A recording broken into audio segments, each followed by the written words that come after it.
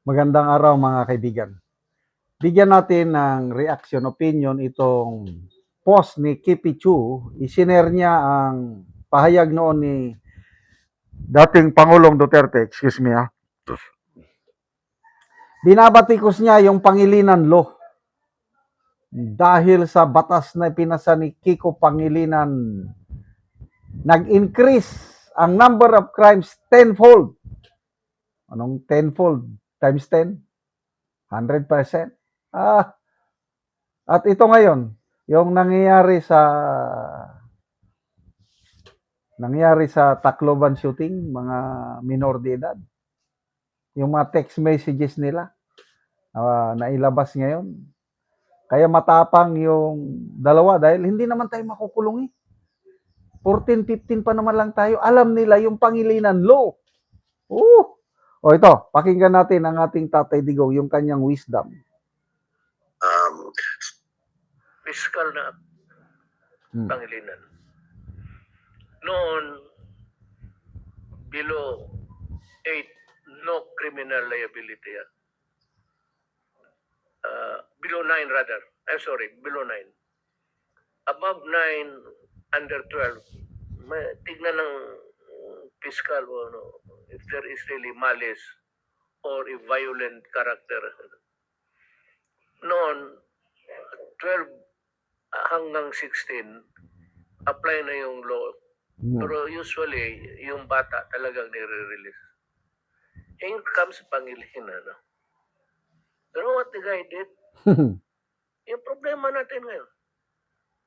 Yung mga hold-upper, yun yung nakikita ninyo noon na sa Dewey Boulevard. Nakikita ninyo nag-snatch, takbo dito, takbo doon, nakukuha sa camera. And do you know, I said, why they are so bold to do that, daring? Because they have been previously, sa experience nila, under the Pangilinan Law. Hindi ka makulong.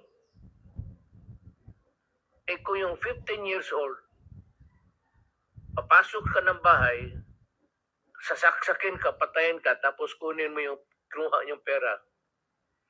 Pagdating doon sa stasyon, sabihin ng police, report ng recorded, go where you want. That increased the number of crime tenfold.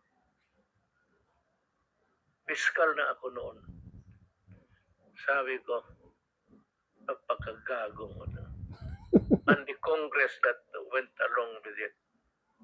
Yung mga abogado, tanungin ko siya, buhay pa man kayo.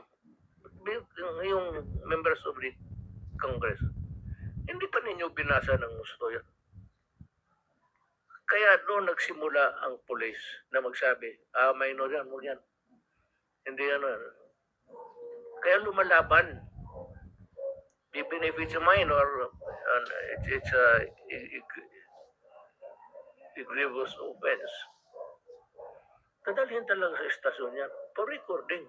Kasi may complainant eh. Hindi mo pwedeng bitawan dyan na basta-basta palakarin mo lang.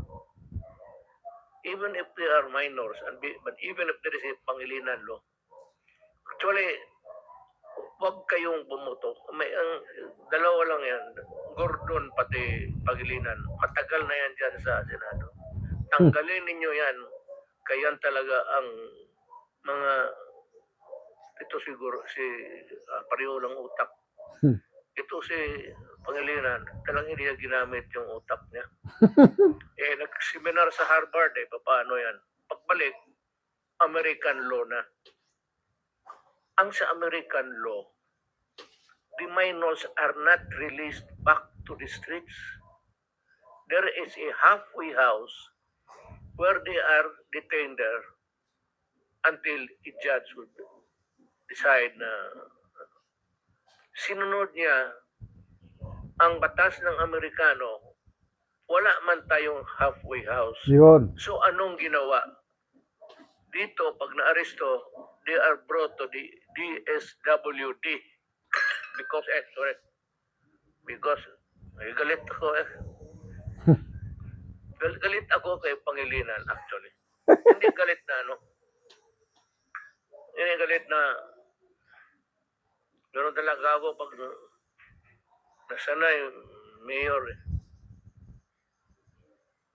Na, yung helpless.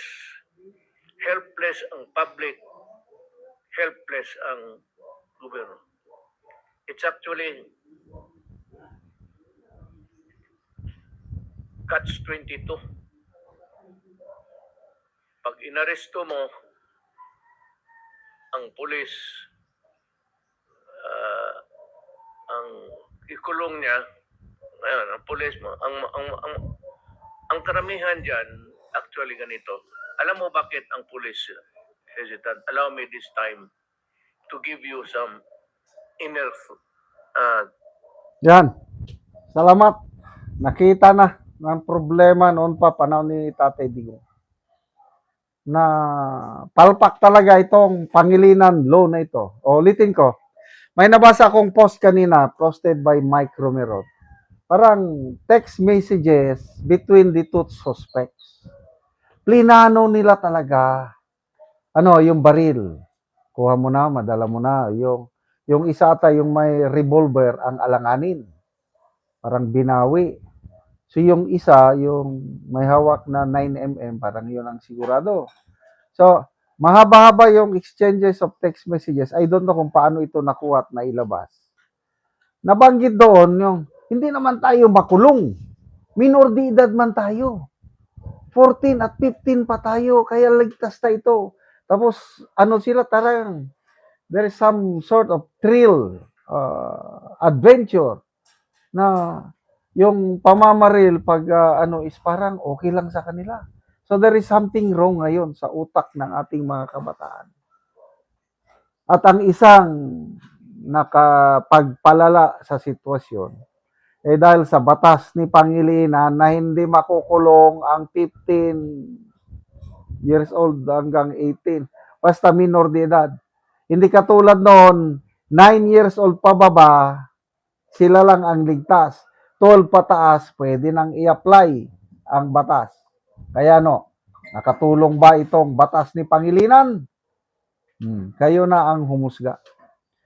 Salamat mga kaibigan sa inyong pagsubaybay sa channel na ito. Nakakatulong kayo ng malaki sa tribong Talandig ng Bukidnon dahil ang income natin sa channel na ito is pantulong po sa tribo. Namimigay tayo ng libreng yero at pako para makapagpatayo sila ng mas maayos na tirahan.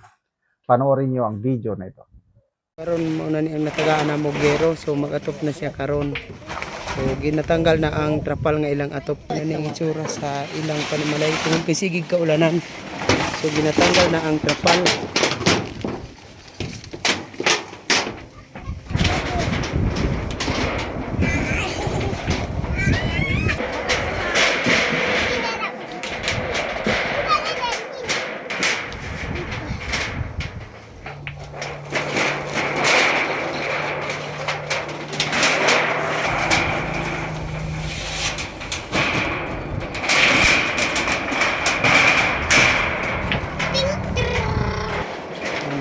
Ang ilang pagpuyo.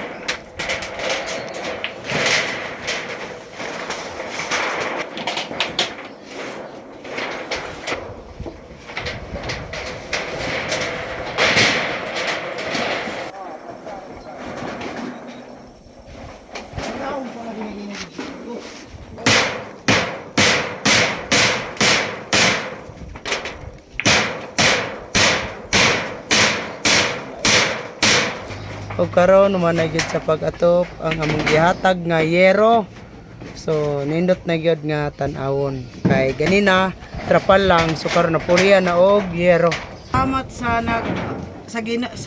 Ginoo og sa naghatag sa sin kay dili na mi maulanan. Oo. So pila na dayto ka bulan anti ang inyong atop nga trapal lang? Dugay na. Pila na? Unom na kabulan. Unom na kabulan. Na nalata na gyud ang trapal. O kung magulan so So kung magulan so wa nay kuan. Wa nay so mo na ni ang inyong Uga. kahimtang wa na uga. wala ni wala Mga bali na ang tong salog. mga bali na ang salog Tungod sa tungod sa ulan. Magpadayon ni nga tabang ang kining naghatag og sin. Oo, salamat kayo. Salamat kaayo.